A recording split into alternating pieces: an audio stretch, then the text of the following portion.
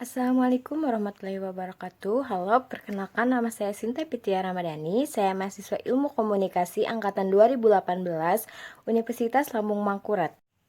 Jadi, topik yang akan saya bahas pada podcast kali ini yaitu tentang peran pemerintah Indonesia dalam konflik Palestina dan Israel.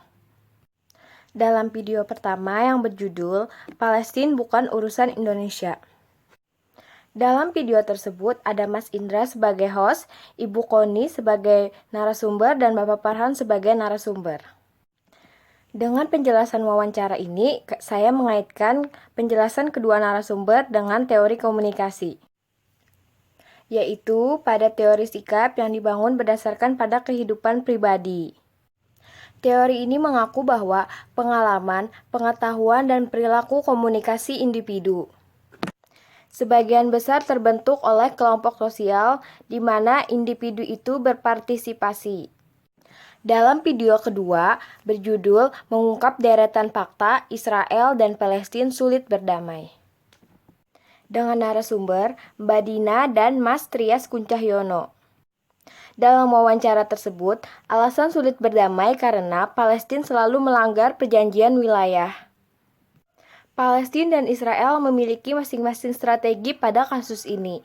Strategi yang dilakukan Palestina yaitu dengan meminta bantuan kepada negara-negara Islam di dunia, dan yang kedua, mengangkat norma soal anti-kolonialisme. Sementara strategi Israel yaitu dengan jalur kemitraan dan juga dalam akses ekonomi. Konflik Israel dan Palestina yang mencuat juga dilatar belakangi oleh faktor politik. Itulah alasan kenapa negara-negara besar bungkam dan tidak dapat membantu.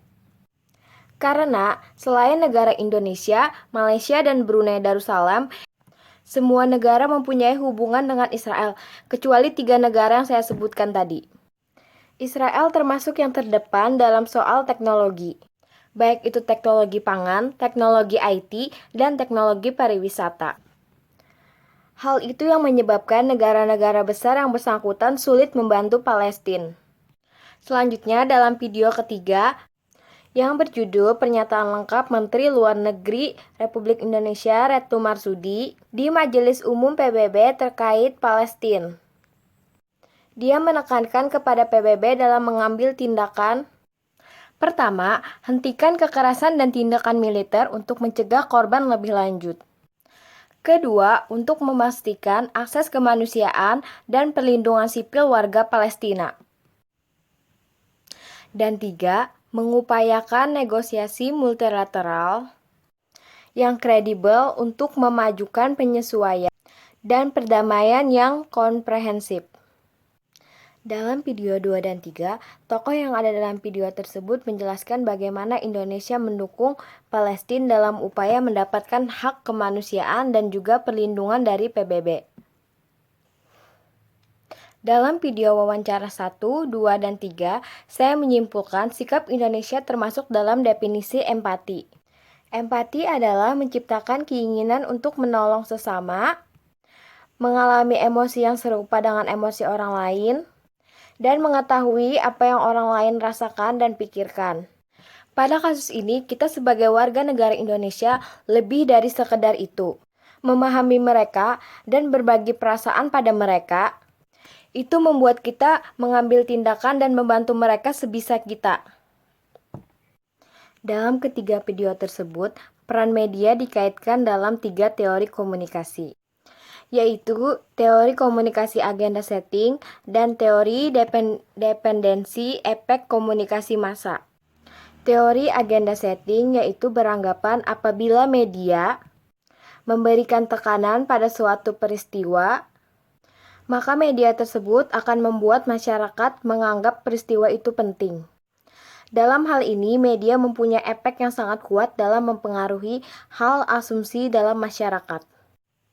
Sehingga akan muncul asumsi bahwa apa yang dianggap penting oleh media akan dianggap hal penting oleh masyarakat.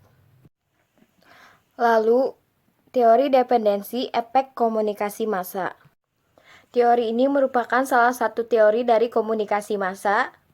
Dependensi efek komunikasi massa beranggapan bahwa Kepercayaan individu kepada media akan berkembang apabila kebutuhan informasional yang tidak dapat ditemukan dalam pengalaman langsung terpenuhi. Massa dinilai bergantung pada media untuk mencapai tujuan. Ini merupakan pendekatan konsisten dengan gagasan dasar dari model penggunaan.